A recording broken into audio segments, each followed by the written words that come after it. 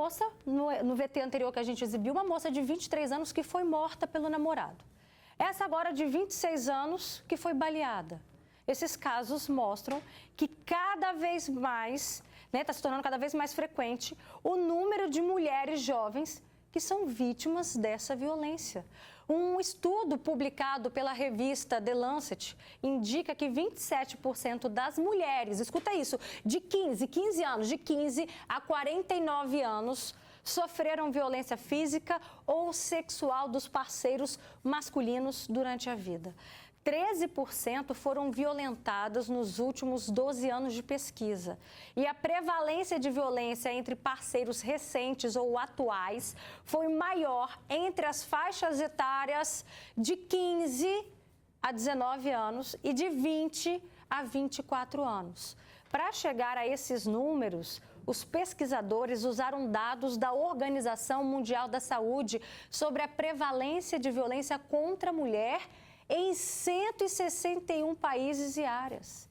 Vamos lá, para pensar, gente. A mulher que vive essa violência muito cedo passa a não entender o que é um relacionamento saudável. Qual é o conceito de relacionamento saudável?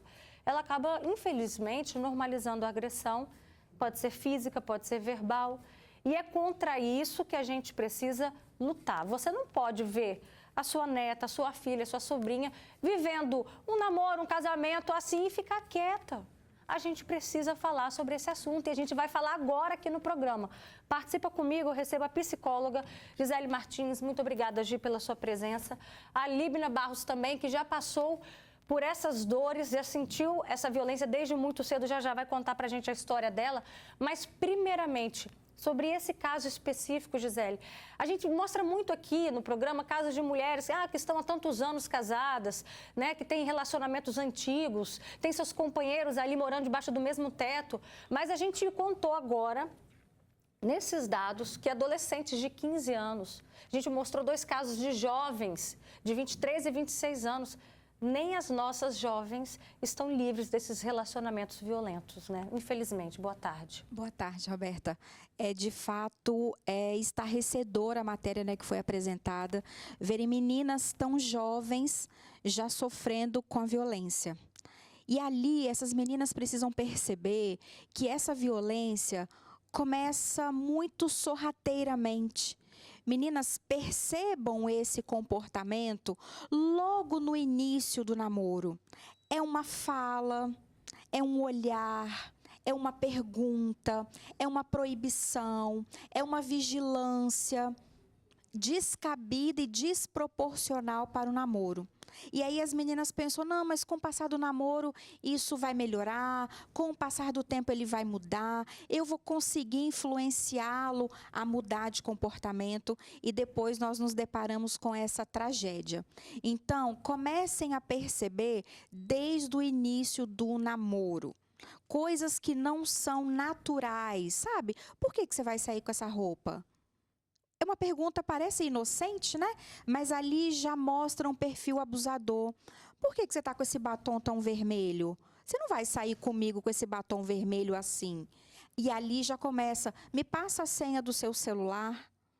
E ali começam nos meandros, nas aparentes delicadezas, um controle que vai culminar num ato de violência. Eu recebo, Roberta, no consultório, com muita frequência, jovens e mulheres já mais maduras em relacionamentos abusivos. E elas não se dão conta de que estão sofrendo de fato uma violência. Porque esses abusadores, eles têm um pano de fundo, o amor, o cuidado, a preservação. Eu estou fazendo isso porque eu cuido de você. Eu estou fazendo isso porque eu te amo. Eu faço isso para cuidar, para te preservar. E se tratando das jovens, né? Porque isso existe em várias faixas etárias, mas se tratando especificamente das jovens, será que a gente tem uma maturidade emocional para identificar e se dar conta de que é preciso sair desse relacionamento? Deixa eu ver com a Líbina. Líbina, com quantos anos você começou a sofrer agressões do seu namorado na época? Boa tarde. Boa tarde, Roberta. Boa tarde, Espírito Santo. Então, Roberta, eu comecei a sofrer violência doméstica com 16 anos. né? Eu casei com 15. E eu tô para te falar que eu acho que eu não tinha nem 16 ainda. Eu ainda estava naquela transição. Meu filho tinha 8 meses, né? Então, foi muito nova. E, assim, a primeira agressão, ela foi tão, mas tão chocante para mim, sabe? Foi tão chocante que eu não estava acreditando naquilo que estava acontecendo comigo. Não acreditei, porque não foi um simples tapa, não foi um soco, não. Foi uma surra, sabe? Uma surra mesmo, de me deixar minha cara toda deformada. Eu ficar quase 2 meses sem sair de casa. Então, não foi um simples, uma simples tapa, um chute, não. Foi uma surra mesmo. Então, eu fiquei assim, eu não estava acreditando naquilo. Só que aí depois vem aquela coisa. Ele ajoelhou nos meus pés, ele chorou, ele cuidou das minhas feridas, ele me pediu perdão. E eu achava que aquilo nunca mais ia acontecer. Só que como eu era muito nova, eu não identifiquei, né, o que antecedeu isso, porque foi muito rápido, gente. Foi muito rápido. Eu achava que ele era o cara da minha vida e que a gente ia ser muito feliz. A gente tinha um filho, né? A gente ia ter uma família. E então foi muito rápido. E 15 anos você acha que você encontrou realmente o príncipe encantado, né? Esse é o homem pra mim. E minha mãe ainda falava comigo, minha filha, não, você não quer que eu seja feliz. Você quer que eu sofra. E aí fui, e antes ele me abordava com perguntas que eu não sabia respostas. Tipo, você está me escondendo alguma coisa. E eu não sabia o que era. Não, você está me escondendo. E ficava chateado. E eu, nossa, por que meu amor está chateado comigo?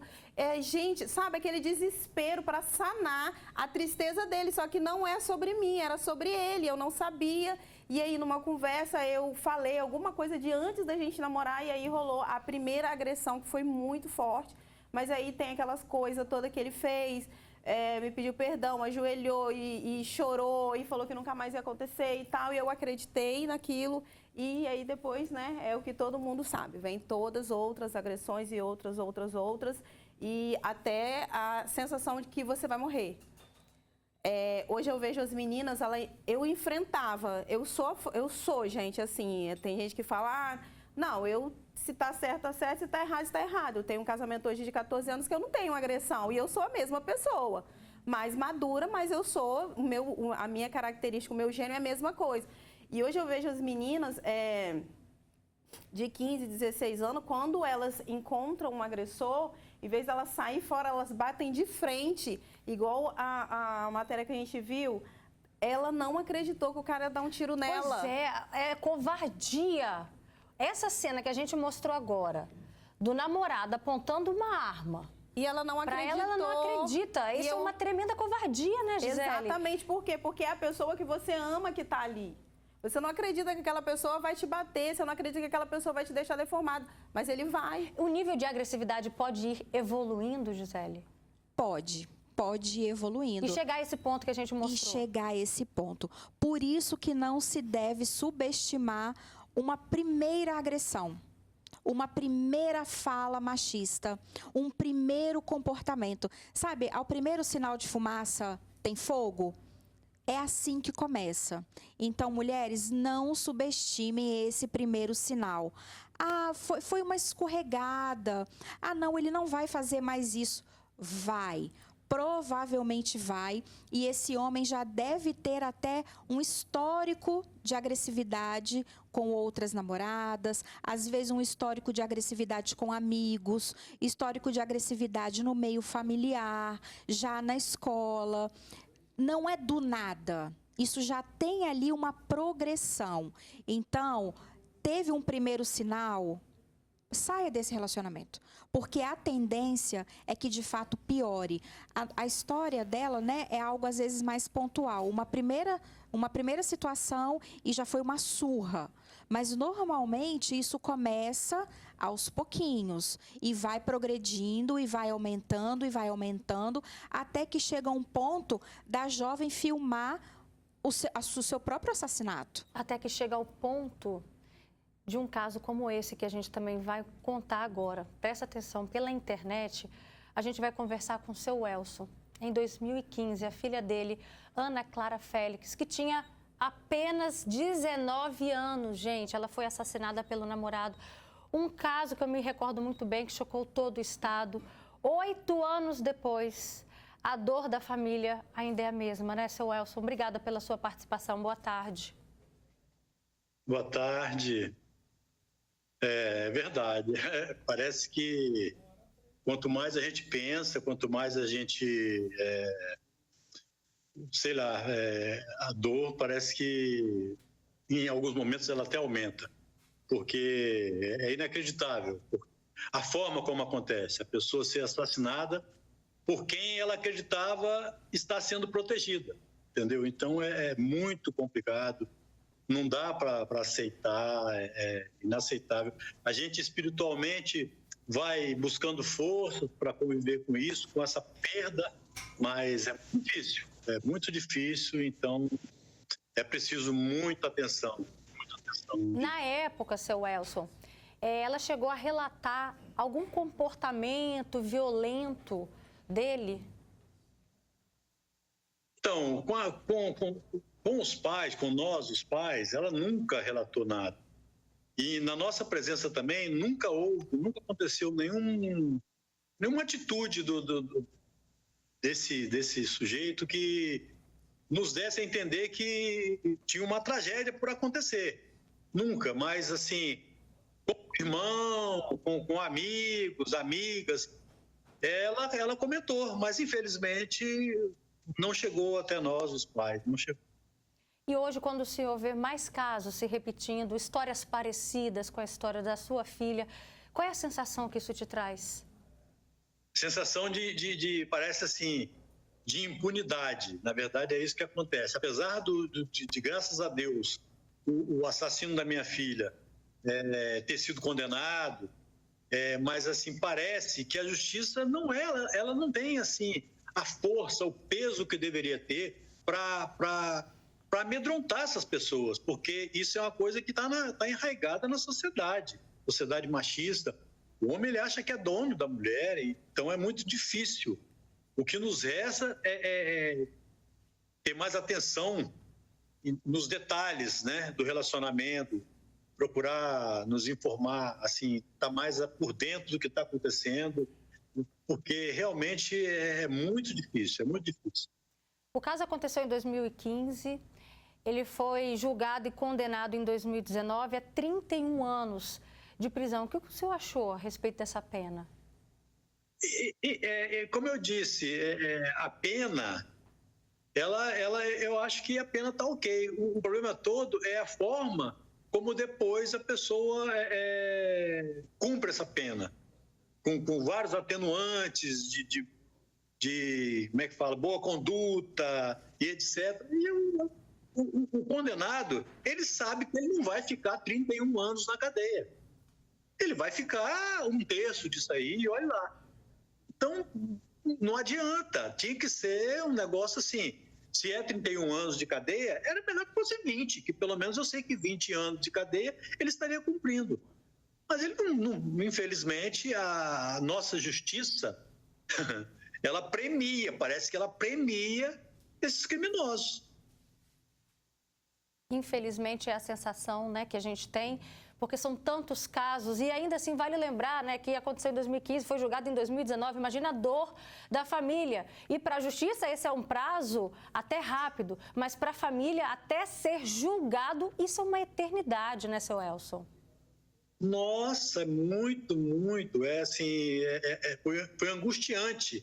Até o dia do veredito no tribunal, nossa vida assim parecia que, sabe, era um tormento, uma angústia assim em todos nós, em mim, na mãe, nos irmãos, foi muito difícil, é muito difícil. Depois que acontece o julgamento, você tem assim uma sensação de que, bom, foi cumprido, né, foi feito justiça.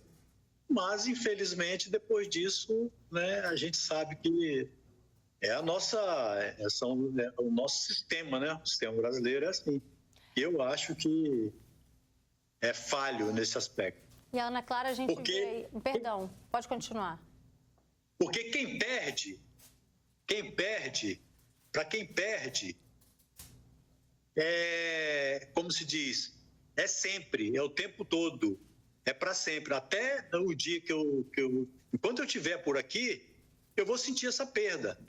Agora, para quem comete o crime, para os familiares de quem comete o crime, e para quem comete o crime, é só uma questão de tempo para que tudo se realinhe e a pessoa continue com a vida dele normal, podendo, inclusive, cometer novamente esse tipo de delito. E como a gente está vendo aí, a Ana Clara era uma menina muito jovem, que tinha uma vida inteira pela frente. Quais sonhos foram interrompidos, né, para que a gente possa fazer esse alerta para outras meninas, para outras jovens, outras adolescentes que estão aí correndo esse mesmo risco, seu Elson? Olha, a Ana Clara, ela é uma menina que ela era muito feliz, ela era muito alegre, onde ela estava, ela contagiava. Isso às vezes é até um lugar comum a gente falar assim, mas é verdade. Onde ela estava, ela contagiava todos, ela era muito alegre, tinha muita vontade de viver, tinha muita vontade de conhecer as coisas, tinha planos para o futuro, sempre pensou. Ela começou a trabalhar muito cedo, porque ela quis, ela não precisava, é porque ela quis, graças a Deus ela não precisava, mas ela quis, ela sempre trabalhou, estudou, ela sempre quis buscar as coisas dela e infelizmente, isso foi interrompido, tudo uma coisa assim, abruptamente, inesperadamente, foi interrompido, de onde a gente menos imaginava que pudesse acontecer. Tá certo, seu Elson, agradeço muito a sua participação. Mais uma vez, recebo o abraço de toda a equipe do Fala Espírito Santo para toda a sua família, viu? Uma boa tarde para o senhor. Boa tarde, estou à disposição. Desculpe qualquer coisa que na emoção do assunto é complicado, às vezes, a gente ponderar. A sua dor a gente entende e abraça. Obrigada mais uma vez, viu? Obrigado, boa tarde. E olha só, a Silva Mário participa com a gente e diz: as mulheres se arriscam muito, como no caso também da cantora Sara Mariano, a baiana, que a gente até mostrou o caso dela aqui semana passada. A Silva fala: hoje eu tenho medo de ter um outro amor que não existe mais, está difícil confiar. Fica difícil para os pais, né? A Líbina hoje é mãe, ela sabe disso, fica difícil a gente pensar assim, eu tenho filhos também, tanto menino quanto menina. E aí, a pessoa que minha filha está conhecendo, é uma pessoa que ela vai conhecer, é uma pessoa bacana? E como é que a gente educa também os nossos filhos de hoje, tanto para se for vítima, para identificar isso, quanto para não ser, Deus me livre, um possível agressor? Como é que a gente educa os nossos filhos? Roberta, o ambiente é fundamental. Aí é que eu quero me dirigir até aos pais primeiro. Uma criança, um jovenzinho que vê ali o seu pai tratando a sua mãe de forma violenta, ainda nós precisamos entender que a violência não é só a física. Nós temos a violência moral, a violência psicológica, a violência patrimonial. Então, aquela criança, aquele pré-adolescente, ele vê o pai tratando a mãe mal, tratando a mãe com rispidez, com ignorância, privando a mãe ali de algo material, não permite que a mãe trabalhe, não permite que a mãe estude, não permite que a mãe tenha liberdade. Aquela criança já vai crescendo naquele meio, vê o pai xingando, falando palavras pesadas de desmoralização em relação à mulher, em relação ao feminino, em relação às tarefas da casa. Ah, sua mãe tem que fazer mesmo, ela fica aqui o dia todo sem fazer nada, tem mais é que limpar. E aí a criança vai ouvindo e vai crescendo nesse ambiente. Então, ele já vai, ali no caso dos meninos, naturalizando que tratar a mulher de forma pejorativa, colocando a mulher em segundo plano, é normal, é natural. Porque ele viu aquilo na casa dele e ele passa a reproduzir quando ele começa a conviver com uma outra mulher. Porque ele aprendeu, então... E normaliza, né? E normaliza muito. E aí ele vai... É normal para ele tratar a mulher desse jeito? É normal, porque ele viu o pai. Então, qual é a referência da criança? São os pais, são os cuidadores primários. Então, os pais e os cuidadores aqui, né? Seja você o tio, a tia, a madrinha, o avô, a gente precisa ter cuidado com o ambiente, porque o ambiente gera comportamento. Então, precisa cuidar daquilo que está sendo feito naquele local. Olha o comentário da Núbia Velten, ela diz: eu não aceito a minha filha ser agredida pelo marido ou namorado, assim como não aceito o meu filho agredir a namorada ou a esposa. A Suelen, gente, foi morar junto com o primeiro namorado quando tinha 13 anos. Olha só, Líbina, uma história parecida com a sua, e sofreu com a violência doméstica. Aos 13 anos de idade, eu fui morar com um rapaz, onde ele me batia muito, ele me espancava muito. De ter dia dele falar que queria comer, eu botar a comida dele, e ele jogar a comida no chão e falar que não queria comer, queria me bater.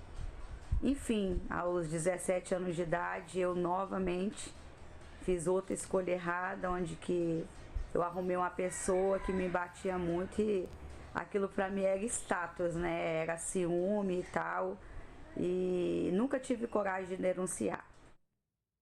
Obrigada, Suelen, pela sua participação. E depois ela até mandou uma mensagem. Ela falou: Robertinho, ele colocava uma bala no revólver e fazia roleta russa comigo. Teve um outro comentário aqui no Facebook também que me chamou muita atenção. Cadê? A respeito do trauma que depois achei. A Silva fala que depois, não sei se foi ela que falou, que alguém me disse que depois fica até difícil de arrumar um outro companheiro. Você também passou por esse sentimento de trauma? Sim. Quando eu me separei, eu não queria mais casar. Eu não queria mais, porque pra mim, todos os homens... Eu já cheguei a achar, Robertinha, que todo relacionamento tinha violência. Eu Era achava normal, que nenhum casamento, porque eu era muito nova, então eu não conhecia nada da vida. Então, quando eu me separei, eu falei que eu não queria mais. E minha mãe, não, você precisa de alguém pra ajudar, né? Porque ele não foi pai também depois que separei. E eu falei, não, eu cuido dos meus filhos sozinha, ainda não entendia que a criança ela precisa de uma figura paterna, não entendia nada dessas coisas, eu achava que só eu poderia dar conta. E eu não queria mais um relacionamento, porque eu achava que todos iam me agredir, que todos iam me fazer sofrer, que todos iam fazer a mesma coisa. Tanto que eu comecei a um relacionamento e ele puxou o meu cabelo. E nunca mais eu falei com ele. Nunca mais. Eu falei, nunca mais. Não, mas eu não quero, nunca mais. Eu falei, não quero, não tive contato, bloqueei tudo. E eu não queria mais ter um relacionamento. Quando eu conheci o meu marido, foi muito complicado para confiar, complicado. Eu achava que ele ia fazer a mesma coisa. Então, ele teve muita paciência comigo, mas muita paciência mesmo. E ele se mostrou... um homem de caráter por meus filhos, ele sempre, desde pequeno, ele sempre fala como se deve tratar. Eu acho isso muito bonito. Ele senta os meninos na mesa desde pequeno e começa a falar como se deve tratar uma mulher. Que lindo. Sim, Roberta. Por isso que eu falo que eu sou abençoada, tá? E ele ensinou para os meus filhos isso. O diálogo lá em casa sobre isso. Os meus filhos, eles sabem que eu sofri violência doméstica. Eu nunca escondi as coisas deles. E ele não tem essas coisas, né, na minha casa. Eu grito, né, aquela coisa de mulher. Mãe nervosa, brava, né? Mas com eles muito. Mas em termos de relacionamento, é muito, muito saudável. Qualquer problema que eles têm, eles vão com meu esposo, senta, conversa, sabe? Quando é assunto particular. Gente, eu dei um salto na minha vida. Deus falou bem assim, não, minha filha, vem aqui. Você passou por isso, mas você vai falar para outras meninas que passou que tem jeito de mudar. Que bom que você conseguiu identificar isso a tempo. Sim. Né? E antes, né, quando eu estava prestes a viver outro relacionamento, era imediato, quando eu conversava com a pessoa e via alguma coisa diferente, eu já me afastava, porque o medo era muito forte. Achei o comentário aqui da Silva, ela que falou que hoje ela tem medo, né, de ter um novo relacionamento. Olha só, em 2020, nós também mostramos aqui na TV Vitória o caso da universitária Júlia Mendonça, de 18 anos. Ela foi assassinada dentro de casa com golpes de faca. O namorado de Júlia na época, o ex-estudante de Direito, Caio Miranda Nogueira, de 22 anos, foi denunciado pelo crime. A denúncia diz ainda que tudo diz ainda que tudo aconteceu na presença do filho do casal, de 1 ano e 8 meses na época. Caio não aceitava a separação. Em 2021, ele foi a júri popular e foi condenado a 28 anos de prisão. A defesa entrou com recurso junto ao STF. Só para encerrar, eu vi aqui um comentário de um pai.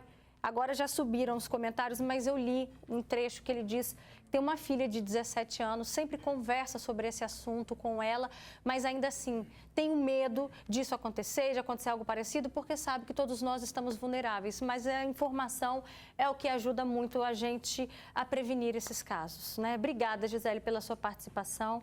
Líbina, um beijo na sua família linda que você tem como um presente de Deus. Ô, presentão. Tá? Beijo, gente.